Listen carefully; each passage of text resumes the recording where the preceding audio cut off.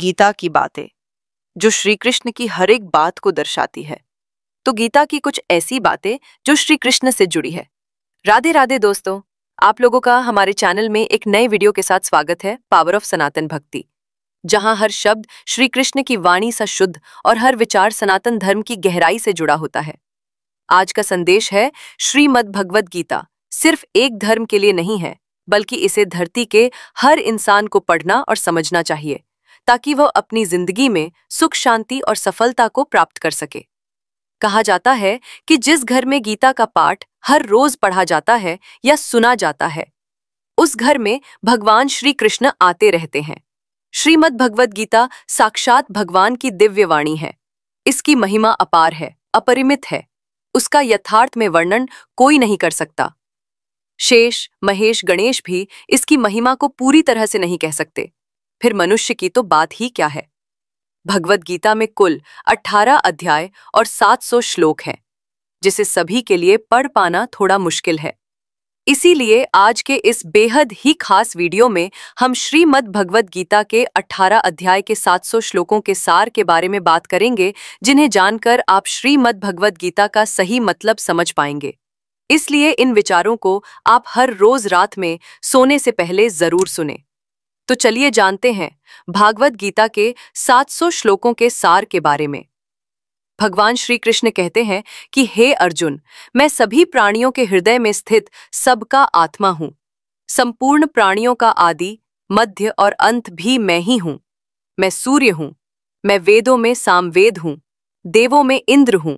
इंद्रियों में मन हूं। मैं ब्रह्मा हूं। मैं विष्णु हूं। मैं महेश हूं। जलाशयों में मैं समुद्र हूं। पर्वतों में मैं हिमालय हूं। इस संपूर्ण संसार में तुम जो कुछ भी देख पाते हो, सब मैं ही हूं।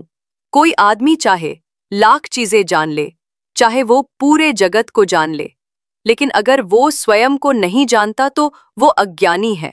अगर कोई आपको ठुकरा दे तो बुरा मत मानना, क्योंकि वे वास्तव में आपकी कीमत नहीं जानते। जो रिश्ता हमें रुला दे, उससे गहरा कोई रिश्ता नहीं, और जो रिश्ता हमें रोता हुआ छोड़ दे, उससे कमजोर कोई रिश्ता नहीं। हमेशा शांत रहें। इससे आप अपने जीवन में खुद को बहुत मजबूत पाएंगे, क्योंकि लोहा ठंडा होने पर ही मजबूत होता है, पर गर्म होने पर तो उसे किसी भी आकार में ढाला जा सकता है। किसी विपत्ति के समय आपको ये 7 गुण बचाएंगे: आपका ज्ञान, आपकी विनम्रता, आपकी बुद्धि, आपके भीतर का साहस, आपके अच्छे कर्म, सच बोलने की आदत और ईश्वर में विश्वास। आत्मा हमेशा जानती है कि सही क्या है और गलत क्या है, लेकिन मनुष्य के सामने चुनौती तो मन को समझने की होती है। मुश्किल समय में व्यक्ति अकेला हो जाता है, लेकिन मुश्किलों की वजह से वही व्यक्ति मजबूत हो जाता है। जो आपको सम्मान दे, उसी को सम्मान दीजिए। हैसियत देखकर सर झुकाना कायरता का लक्षण है। हे अर्जुन, जो ना कभी हर्षित होता है, ना किसी से द्वेष करता है, ना शोक करता है, ना कामना करता है, जो शुभ और अशुभ संपूर्ण कर्मों का त्यागी है, वो ज्ञानी मनुष्य मुझको अति प्रिय है। मुझे पाने के 3 तरीके हैं: ध्यान योग, ज्ञान योग और कर्म योग, और इन सब में कर्म योग सबसे प्रधान है। किसी पर विश्वास करना हो तो उनकी बातों पर नहीं, उनकी हरकतों पर ध्यान दो। गुस्से के वक्त थोड़ा रुक जाने से और गलती के वक्त थोड़ा झुक जाने से जिंदगी और भी आसान हो जाती है। भगवान श्री कृष्ण कहते हैं, जो मनुष्य मुझे जान लेता है, वो जन्म मरण के बंधनों से मुक्त हो जाता है। जो मनुष्य भगवद गीता को पढ़कर उस पर अमल करता है, उसके सारे दुष्कर्म का प्रभाव समाप्त हो जाता है। जो भाग्य में है वो भाग कर आएगा, और जो भाग्य में नहीं है वो आकर भी भाग जाएगा। जैसे हवा के झोंके नाव को भटका देते हैं, वैसे ही मनुष्य की इच्छाएं बुद्धि को भटका देती हैं। एक समझदार व्यक्ति वही है जो दूसरों को देखकर उनकी विशेषताओं से सीखता है, उनसे तुलना और ईर्ष्या नहीं करता। शस्त्र केवल शरीर को घायल कर देते हैं, किंतु शब्द आत्मा को भी घायल कर देते हैं। जो मनुष्य अपने को परमात्मा से अलग नहीं समझता है और ना ही शरीर से अपना कोई संबंध मानता है, वो सदा के लिए जन्म मरण से मुक्ति पा लेता है। जो व्यक्ति आध्यात्मिक जागरूकता के शिखर तक पहुंच चुके हैं, उनका मार्ग है निस्वार्थ कर्म, और जो भगवान के साथ संयोजित हो चुके हैं, उनका मार्ग स्थिरता और शांति है। मानव कल्याण ही भगवत गीता का प्रमुख उद्देश्य है। इसलिए मनुष्य को अपने कर्तव्यों का पालन करते समय मानव कल्याण को प्राथमिकता देना चाहिए। श्री कृष्ण कहते हैं, जो तुम्हारा साथ देता है तुम उसका साथ दो, जो तुम्हें धोखा देता है तुम उसे त्याग दो। जिस जगह आपका सम्मान नहीं हो वहां पर कभी जाना नहीं चाहिए, वरना लोग आपको कमजोर और बेवकूफ समझेंगे। जहां बारिश ना हो वहां फसल खराब हो जाती है, और जहां संस्कार ना हो वहां नस्ल भी खराब हो जाती है। जो लोग ये कहते हैं मेरे पास वक्त नहीं है, असल में उनके खास रिश्तों की गिनती में आपका नाम ही नहीं है। हे अर्जुन, वो जो वास्तविकता में मेरे उत्कृष्ट जन्म और गतिविधियों को समझता है, वो शरीर त्यागने के बाद पुनः जन्म नहीं लेता और मेरे परम धाम को प्राप्त होता है। वो व्यक्ति जो सभी इच्छाएं त्याग देता है और मैं और मेरा की लालसा और भावनाओं से मुक्त हो जाता है, उसे अपार शांति की प्राप्ति होती है। जिस मनुष्य के अंदर ज्ञान की कमी और ईश्वर में श्रद्धा नहीं होती, वो मनुष्य जीवन में कभी भी आनंद और सफलता को प्राप्त नहीं कर पाता है। ईश्वर ने हमें जो कुछ भी दिया है वही हमारे लिए पर्याप्त है, और यही एक अटल सत्य भी है। संयम, सदाचार, स्नेह एवं सेवा, ये गुण सत्संग के बिना नहीं आते हैं। ईश्वर से किए गए प्रार्थना से इंसान की परिस्थिति या तकदीर बदले या ना बदले, पर उस प्रार्थना से इंसान के चरित्र में जरूर बदलाव आता है। बात इतनी मधुर रखो कि कभी वापस भी लेनी पड़े तो आपको कड़वी ना लगे। खुद में थोड़ा स्वाभिमान होना जरूरी है, वरना लोग आपको वहां भी दबाने की कोशिश करेंगे जहां आपका अधिकार है। कोई एक महापुरुष ही आत्मा को आश्चर्य की भांति देखता है, वैसा ही दूसरा कोई महापुरुष ही इसके तत्व का आश्चर्य की भांति वर्णन करता है, तथा दूसरा कोई अधिकारी पुरुष ही इसे आश्चर्य की भांति सुनता है, और कोई कोई तो सुनकर भी इसको नहीं जानता है। श्री कृष्ण कहते हैं, पढ़ने पर स्वार्थ और मतलब की बदबू आती हो, अगर सही मायने में आप अपना जीवन बदलना चाहते हो तो सबसे पहले आपको अपना मन बदलने के लिए तैयार रहना पड़ेगा, क्योंकि जैसा आपका मन रहेगा वैसे ही आपके विचार होंगे, और जैसे आपके विचार होंगे वैसे ही आपका जीवन होगा।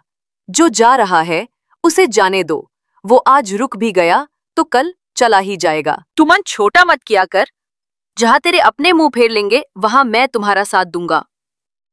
तू किसी के आगे इतना भी मत झुक कि वो तुम्हें गिरा हुआ समझने लग जाए। लोग तुम्हारी कदर तभी करेंगे जब तुम उन्हें उन्हीं की तरह नजरअंदाज करना सीख जाओगे। दीपक का जीवन इसलिए वंदनीय नहीं है कि वो जलता है, बल्कि इसलिए वंदनीय है कि वो दूसरों के लिए जलता है, दूसरों से नहीं जलता है। कामयाबी और नाकामयाबी दोनों जिंदगी के हिस्से हैं, दोनों ही स्थायी नहीं हैं। जिंदगी की आधी शिकायतें यूं ही दूर हो जाएंगी अगर लोग एक दूसरे के बारे में बोलने की जगह एक दूसरे से बोलना सीख जाएंगे। विश्वास किसी पर इतना करो कि वो तुम्हारे साथ छल करते समय खुद को दोषी समझे, और प्रेम किसी से इतना करो कि उसके मन में सदैव तुम्हें खोने का डर बना रहे।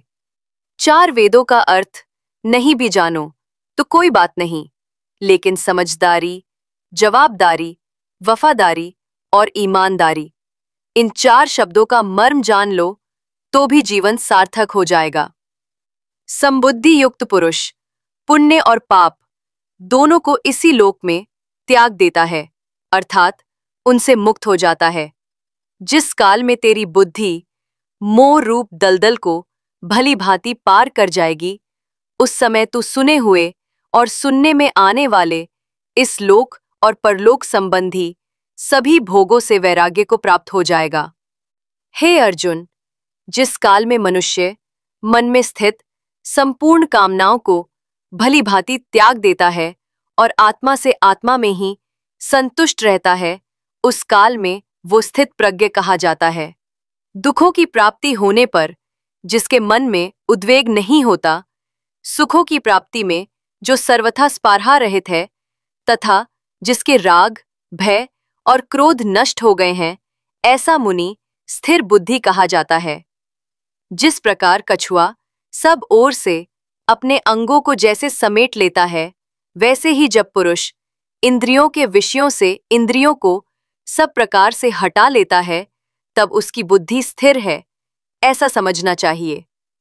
किससे कब और कितना बोलना है, अगर तुमने ये समझ लिया तो तुम अपनी जिंदगी के सार्थक बन चुके हो।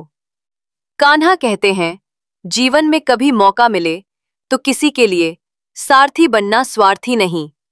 धर्म से भरा हृदय धर्म का परामर्श देता है और अधर्म से भरा हृदय अधर्म का परामर्श देता है। इंसान इसलिए दुखी नहीं है कि वह ईश्वर को नहीं मानता।